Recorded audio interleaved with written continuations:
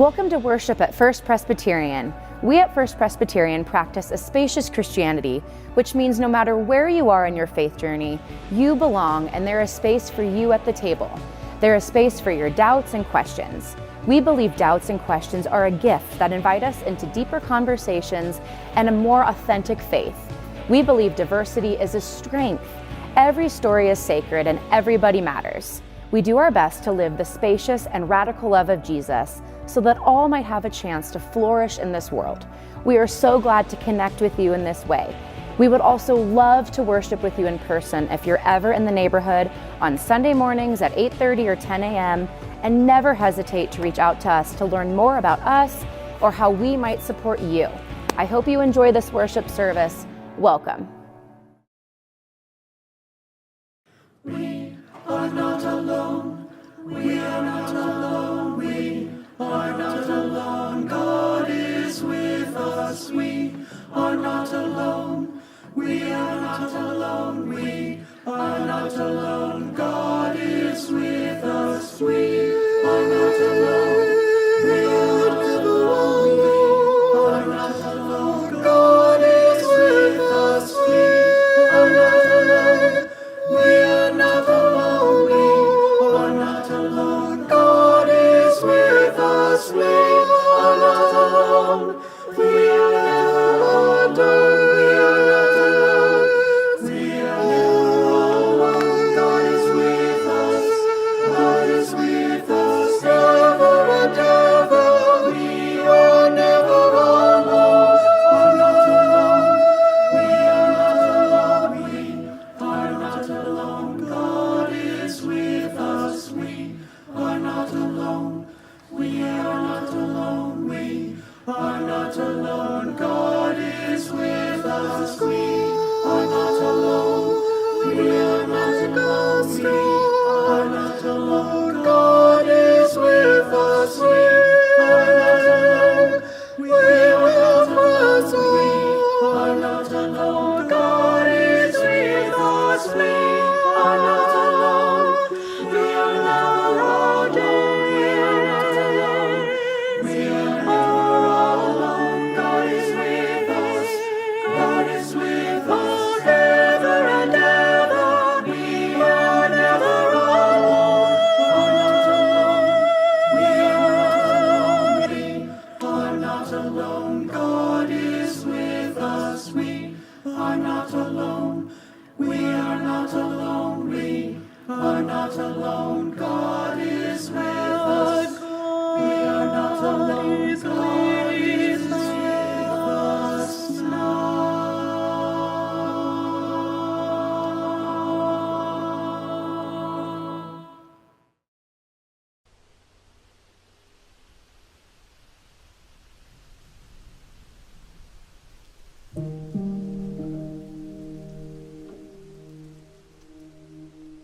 My Lord God,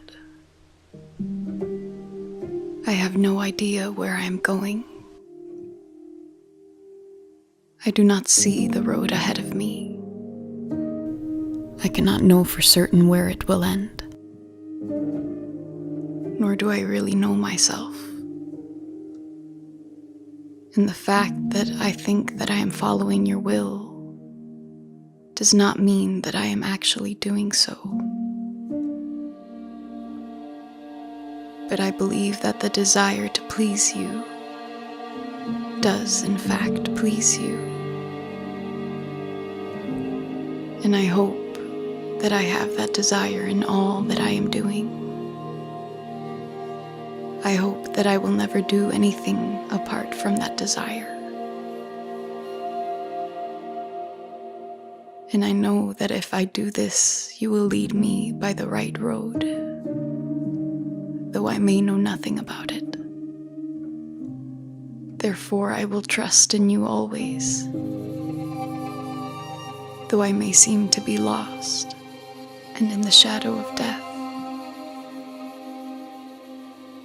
I will not fear, for you are ever with me, and you will never leave me to face my perils alone.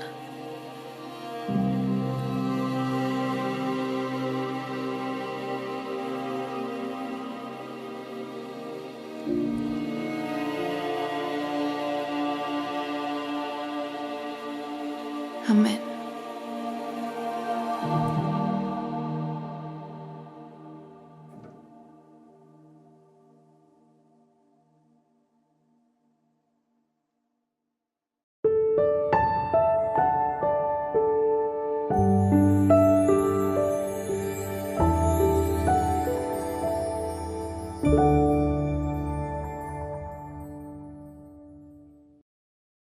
Jesus said, "Enter through the narrow gate.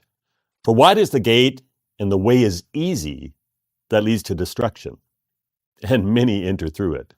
But small is the gate, narrow is the road that leads to life, and only a few will find it." The way of condemnation and criticism is wide and easy. The way of compassion is hard. The way of judging others, it's so easy to judge others. The way of empathy is hard. The way of despair and cynicism is easy. The way of hope, determination is hard. The way of selfishness, self-absorption is easy. The way of justice and mercy for others, now that's hard. The way of greed is easy. The way of uncommon generosity is hard. The way of comfort is wide and easy. The way of courage, now that's hard. The way of apathy is easy. The way of love is hard. But it's the narrow way of compassion, hope, justice, courage, love. That's the way that leads to life. It is the braver way. It's the way of Jesus. It's the way we are called to follow. Brian McLaren wrote, "Before Christianity was a rich and powerful religion, before it was associated with buildings, budgets, crusades, colonialism, or televangelism, it actually began as a revolutionary movement of love, taking care of the least, the lost, the left behind. Before Christianity was all about policing your beliefs, Jesus was all about how you love and the braver way of love." So imagine if we once again became less of an institution and became curious of what it means to be more of a movement, a revolutionary movement of love. Imagine if we focused less on the easy way of being a consumer, insisting the church meet my needs, and recommitted ourselves to the difficult path of partnering with God in meeting the world's needs. Imagine if we saw our purpose for worship as equipping ourselves to live the braver way of compassion, justice, love in our community and in our world. The church, comprised of ordinary people like you and me, who encourage one another to choose the braver way, is really one of God's best ideas. The church as it's intended to be, ordinary people like you and me joined in a revolutionary movement of love, remains one of God's best ideas. Our culture tries to convince us that if you've got a really big problem, you need somebody really special and extraordinary, somebody extra smart and brave, some kind of superhero to come and do something dramatic in a moment of crisis. And just like that, the problem is fixed. The world is saved just in the nick of time. And then the lights come on in the movie theater and we roll the credits. Now that's the hero story. Actually, this idea also underlies our politics. Somehow the person we elect, we think it's going to be, that'll be the hero who will solve all our problems, who will fix everything. In his book, World Changing 101, David Lamott wrote that in his over 20 years of research, he's yet to find one example where some extraordinary person came and did something dramatic in a moment of crisis, addressing large-scale problems all by themselves. he claims it just simply doesn't happen that way. There's another narrative that's a whole lot less popular and exciting, but actually proven to be the narrative that actually works. It's the narrative of being part of a movement, a revolutionary movement of love. Lamott gives a historic example of a large-scale social change through the movement lens. It's the story of Rosa Parks getting arrested, starting the Montgomery bus boycott. Now, the story I'm guessing most of us were taught is the hero story. The hero story of this one woman who was tired after a long day, who made the courageous decision not to give up her seat to a white man who had entered the bus, as she was expected to do by the laws of the day. And she was arrested. And that sparked the flame of the civil rights movement, and the nation changed. Now, is that roughly how you learn the story? We admire the heroic courage, and really there was heroic courage of Rosa Parks. But we struggle to imagine making the same decision if we were in her shoes. Now, most of the details that we were taught are technically true. But here's what most of us were never taught. By the time Rosa Parks was arrested on December 1st, 1955, she had already been a civil rights activist for over 20 years. She'd been the secretary of the NAACP in Montgomery for 12 years. She was trained in nonviolent activism and voter registration, which were life-risking activities in those days. She was a member of the Women's Political Council, an organization of over 200 African-American women in Montgomery that met weekly to figure out how to move things forward in the civil rights movement. And they had been meeting weekly for 9 years by the time Rosa Parks was arrested. I mean, they wrote letters almost every week to the bus company, demanding that if a black person paid for a ticket, they should be able to stay seated, even if a white person got on the bus. I mean, they demanded black drivers for routes through black parts of the town, because sometimes the white bus drivers refused to even stop to pick you up if you were black. And they threatened to boycott if these demands weren't met. So when Rosa Parks got arrested, word spread quickly to Joanne Robinson, who is the president of the Women's Political Council. And she quickly called other members of the council, and they decided to launch a bus boycott. Joanne Robinson was a professor at Alabama State, which was then a college for black students. She called a number of students that she trusted and asked them to meet her at midnight in her office. And they spent the whole night copying 17,500 flyers calling for a one-day boycott. Now, this was before copiers. This was like mimeograph stuff. So it took hours. And then the students got in Joanne Robinson's car, and they spent the entire morning posting, dropping these flyers off, getting black churches and black-owned businesses involved, all morning long. The point I'm trying to make is, they didn't wait until a fire broke out to build the fire station. They had put in the hard, relentless, brave work of love for years.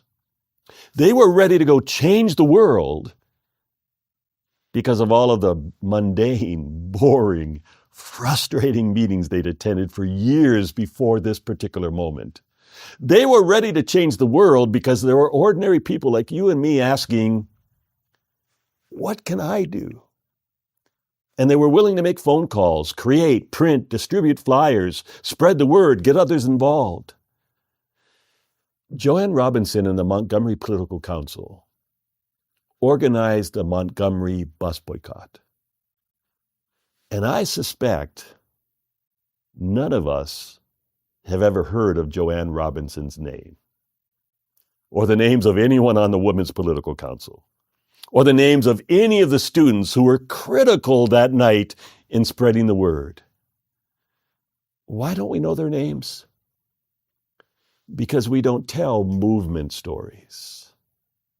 We tell hero stories. But the world's not changed by superheroes. The world is changed by ordinary people like you and me, who join forces with other ordinary people, choosing the braver way, choosing to become part of a movement, a revolutionary movement of love.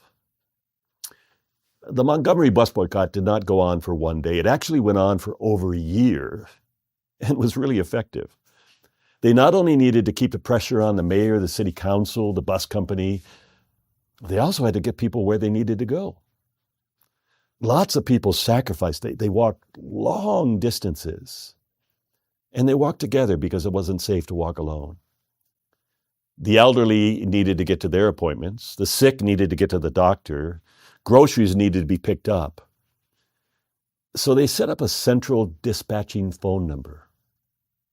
The NAACP took up a collection from people who had very little money, and they bought 6 station wagons. I mean, they basically created Uber in 1955. People volunteered their cars, they volunteered themselves as drivers, and they got people where they needed to go. Well, where was Rosa Parks? What was she doing? She was volunteering as a dispatcher, answering the phone, making sure people got to where they needed to go.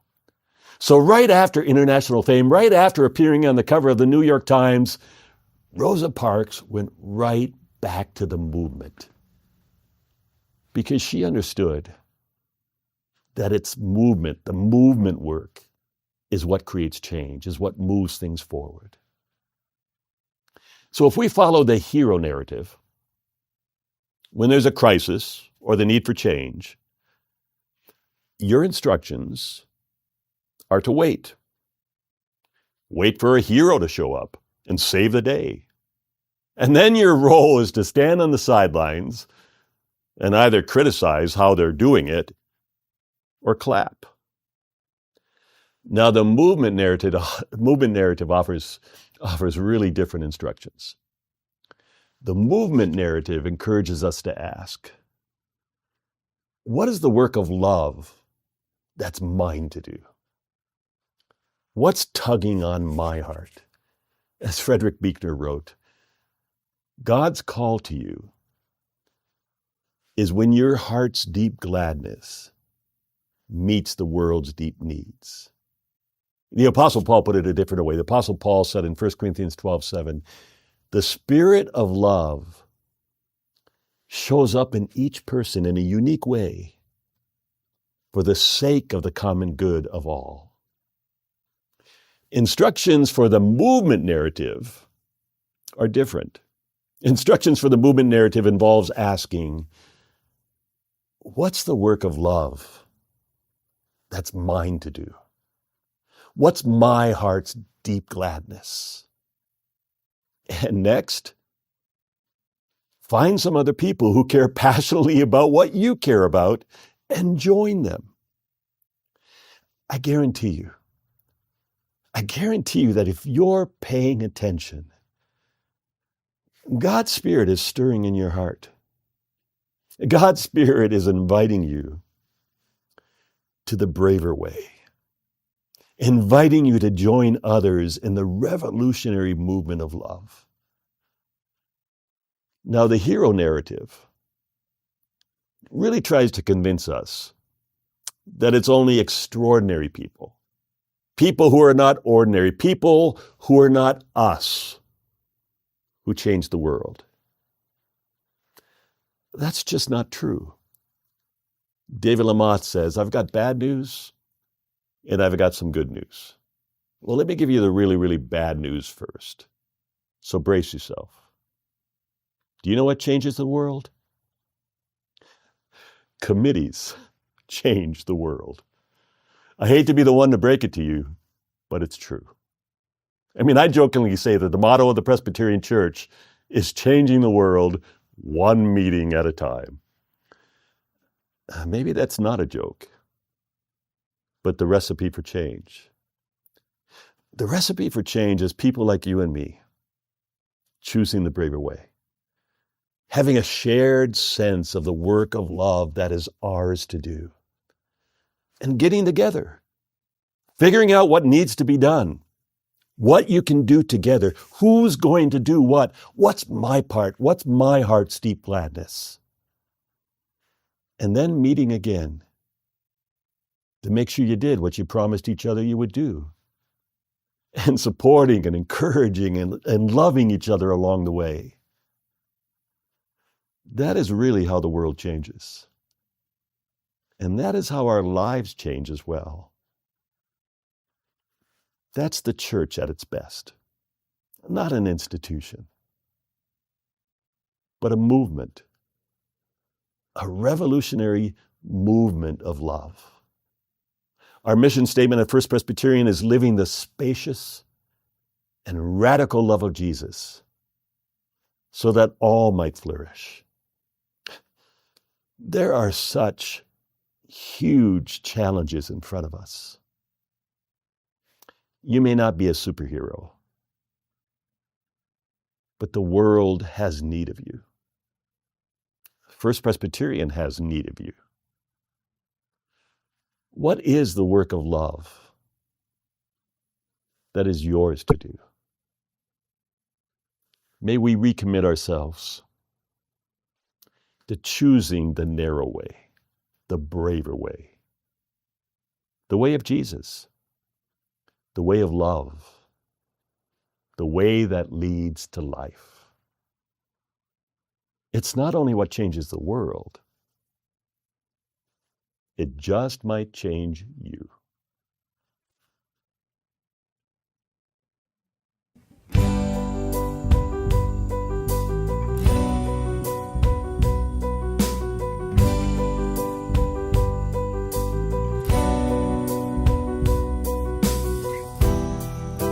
We could have tongues of angels. We could move mountains with our faith. We could give everything away, but if we don't have love, we're left with nothing. We could see blind eyes open, know all the mysteries of our faith. We could sing all the highest praise, but if we don't have love, we're left with nothing. People of God, rise up and shine. God's love, we are the light of the world, Lord. We are the light of the world.